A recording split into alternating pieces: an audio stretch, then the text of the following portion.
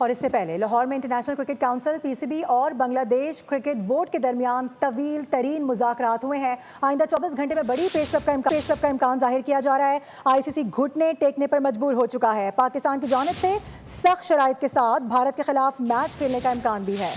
پاکستان کی ثابت قدمی رنگ لے آئی، آئی سی سی گھٹنے ٹیکنے پر مجبور۔ پاکستان کا کڑی شرائط کے ساتھ بھارت کے خلاف میچ کھیلنے کا امکان۔ پاکستان کا 15 فروری کو بھارت کے خلاف میچ کے بائیکاٹ کا فیصلہ کام کر گیا۔ آئی سی سی خود گھٹنے کے بل منانے چلا آیا۔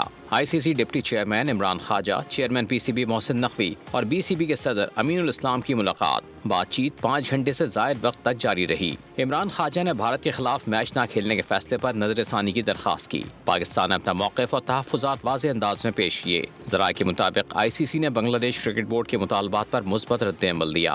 آئی سی سی اور بی سی بی کے درمیان مختلف تجاویز پر بھی تبادلہ خیال ہوا۔ بنگلہ دیش کے نقصان کے ازالے کے لیے فارمولہ تیار کر لیا گیا۔ آئی سی سی نے پی سی بی اور بنگلہ دیش کرکٹ بورڈ کے تحفظات دور کرنے کی یقین دہانی کرائی۔ ڈپٹی چیئرمین عمران خواجہ بنگلہ دیش اور پاکستان کی تجاویز آئی سی سی حکام کو پیش کریں گے۔ ان رپورٹ کی روشنی میں آئی سی سی 1-2 روز میں پاکستان کو جواب سے آگاہ کرے گا۔